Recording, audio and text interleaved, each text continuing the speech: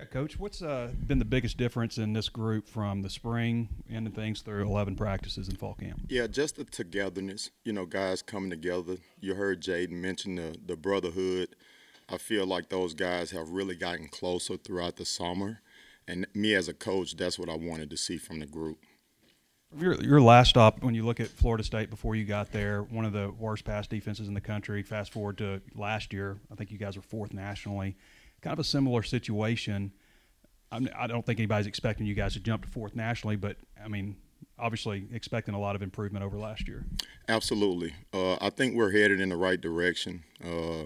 It started with what I just said, coming together as a group with a lot of new faces in the room.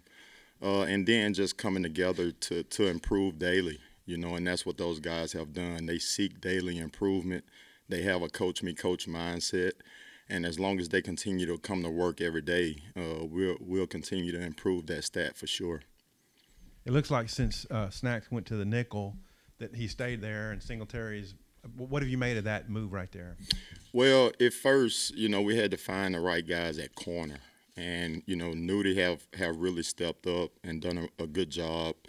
The addition of Jaheim to the room has really been a big addition. He's a smart kid, hadn't played a lot of football in college. Obviously, being at Georgia, he was able to be around some good coaches and in a good culture. And he's still young, but he's a smart player that retains information. He takes the meeting to the field, and that's what gives himself a chance. Keon has been a great addition as well. He's a very talented kid that has played a lot of football. I'm still pushing him to strain more. That's the thing. He got to practice more like the standard here at Arkansas. And it's getting better, but still got some improvement to do. Jalen Braxton, as you all mentioned earlier, he's a kid that's very talented. Hadn't played any college football. Him being here in the spring was really, really good for him. So right now we feel good with those four corners, and that's what allowed for us to move Snacks inside. Snacks is a guy that is very versatile. Right now we needed more depth at the hog position, which is nickel, and he's been a great addition. It's been a smooth transition for him. He's another high football IQ guy. So it wasn't hard for him to be able to slide inside and pick up like he'd been there already, and he hasn't. So it's been a great move, and at the end of the day, we're just trying to find the best five to put on the field to get us in the best position to be successful. Until today, in the fastballs that we see and the 2-on-2s and stuff, the DBs have, especially yesterday, and I don't know if that carries through practice, but what have you just made of the competition aspect of how your DBs have played the man stuff that you've worked on? Well, we started camp off by saying two things. We wanted to continue to stack good days. The very first day of camp wasn't a good day for us on the back end. But ever since then, we've stacked good days, and we've been consistent with doing that. And then we said every rep that we put on film has to be a competitive rep. If you put a non-competitive rep on tape, then you won't be on the field. So just putting the emphasis on competing every play and making every rep at practice a competitive rep, and that's what the guys have responded to. Walcott pushing pretty hard for starting spot and getting that rotation, Coach. Yeah, he has. Nothing obviously is solidified right now. He and we still have a lot of work to do between now and September the 2nd. But Al has done a phenomenal job, being that he missed the entire spring due to the injury, and was kind of like didn't get full go into July, I guess, if you will. So he's a great player, played a lot of good football. It's important to him. He shows up with a coach me coach mindset, takes good notes in meetings, very detailed with the meetings and how he goes about things. So, again, right now he's competing for the starting spot, but nothing is solidified right now. Is Metcalf someone kind of like a Braxton at cornerback? Is Metcalf somebody could help you at safety in a somewhat similar fashion? Absolutely. Yes, sir. Again, him being here in the spring was really big for him. He's a smart kid that retains information as well, has a lot of talent. He's a mature kid as well beyond his years. So for him, he's a kid that has ice in his veins, come from a really good high school. So I'm expecting for him to be a big impact for this defense this year. I think we saw Jay Lou was with the second team at Hog today, but who are some guys competing for, like nothing solidified, but other than snacks that you're liking what you're seeing at the Hog position right now? Jay Lou, I mean, he still has some things to improve at, just like we all do. But Jalen is someone that is going to help this team in a big way. He's still competing for that spot. So he's had a pretty good camp up until this point. Still got some things to clean up on in terms of communication and execution, but he's working every day to get to that point. And rewinding back to your first year at Florida State, did you kind of bring up the struggles that secondary experience before you got there when trying to motivate? What lessons did you learn from that kind of turnaround at FSU that maybe you're applying to this group right now? Yeah, I never look back to last year. You obviously want to have an idea of what you're inheriting, if you will. But at the end of the day, it's about today and moving forward, not yesterday. So what I do is go back and look at what are the things we did good or fairly good, and what's the biggest areas of improvement. And whatever those areas of improvement is, that's what we're going to emphasize. And coming here to Arkansas, I felt watching film and just getting some history of what went on last year, the first thing was just us coming together as a group. And it was the same way at Florida State. I tell the guys all the time, if you want to go far, go together.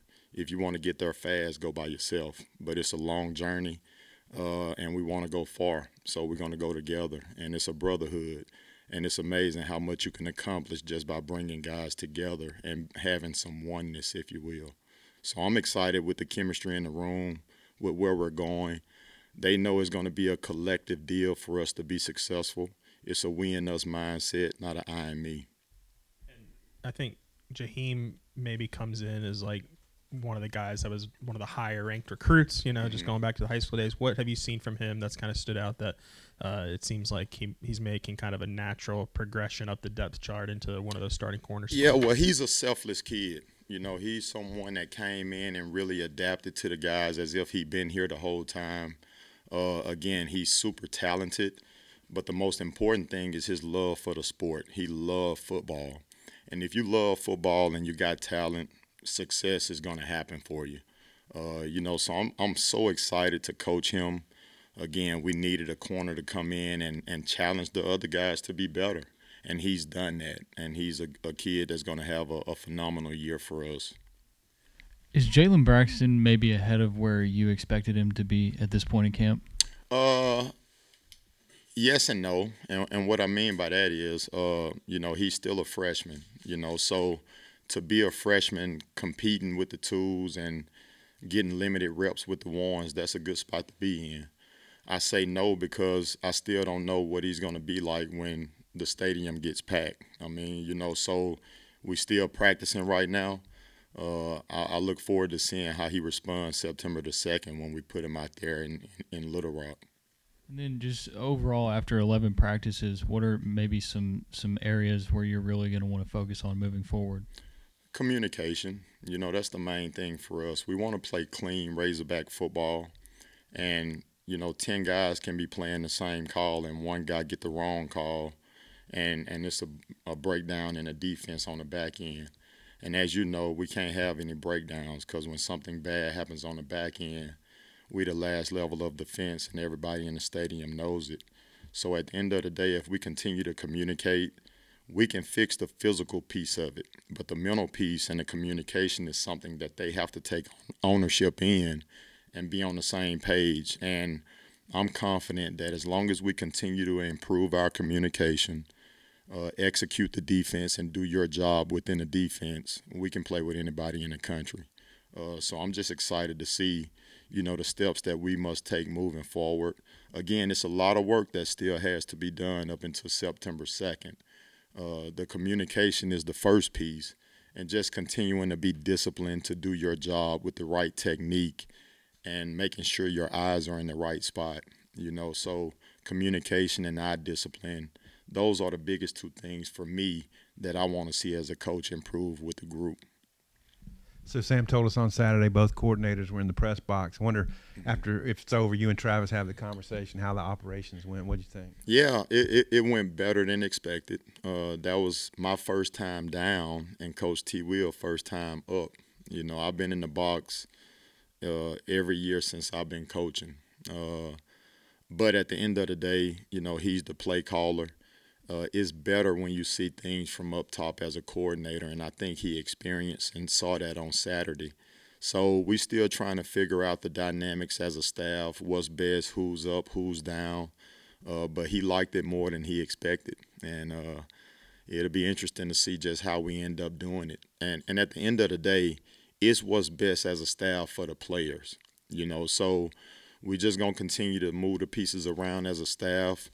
We may do the same thing on Saturday, this upcoming scrimmage, or we may try something different. But by September the 2nd, we'll have it figured out. What did you think about being down on the field? It was good. Yeah, it was good being down in some chaos, if you will. Just I'm used to being up top where it's quiet. You can look down and see everything. But for me, I'm always keep my composure regardless, so I don't let all the chaos that may be going on the sideline affect my job responsibilities on game day. Yeah, there's a historical component that's going on with your defense right now, and I don't think Arkansas has ever had all African-American defensive staff. What do you think about maybe being a part of that? It's a blessing for me to be a part of it, for sure. Regardless of race, you know, you want to have a room of good men that are good football coaches. That's going to help Arkansas Razorbacks be the best that they can be. So the all African American part of it, that doesn't faze me. It's just about having the right group of young men or men around the table that's going to come together, be as one, and go help the kids be the best versions of themselves. You and Darren and Travis have all hit the ground running pretty good in recruiting. How big do you think it is for all of you guys to have, you know, kind of an SEC background, being from SEC states and such? It definitely helps, for sure. But at the end of the day, if you're a good person and you work at recruiting and consistently stay in communication with the guys that you have as priorities, you'll have a chance. And again, I continue to say, if we can just get a kid on campus, we will be in it. You know, that's the key for us. It's a little different being here at Arkansas compared to the last place I was at, even Coach T. Will. It was easier to get to Tallahassee on I-10, you know, and even Orlando, because those are destination location for tourists, you know. So Fayetteville is a little more challenging to get to. But when we get them here on campus, this place sells itself. You know, the people that we have in the facility, the staff that Coach Pittman has assembled, and then the facilities and the place. And it's Fayetteville. I mean, this is a great place. The NWA, if you will, Northwest Arkansas, this is a great place. So, you know, for those recruits that we are identifying, if we get them here on campus, we're going to have a chance. AJ's not here anymore, but you guys brought in 5, I think, defensive backs out of the transfer portal. What was your philosophy going in? I mean, I know you probably had connections with some guys, but probably not others. What was your philosophy going in, and just how you worked the portal? Well, first off, you know, obviously finding out the needs that we had on defense. And once we identified what those needs were, we had to go out and identify the right players first, because you watch the film before you do any research from a character standpoint. So once we watched the film and saw the guys that we felt had the physical attributes to help us, we then reached out and did our research on them to make sure that they're the right fit. You know, it was some other high-level players that can come in that wasn't the right fit, you know, but we made sure that we stuck true to who we are, the guys that can come in and be the right fit for the players that we already had, and that really could come in and obviously impact us on defense. And I feel like we did a phenomenal job, not only on the back end, but with the defensive line and the linebackers as well. Every kid that came in out of the portal has been a great addition and has fit right into the defensive locker room. When you say the right fit? Are you talking more personality or technique? Or Absolutely, all of the above. You know, the character part of it is really important.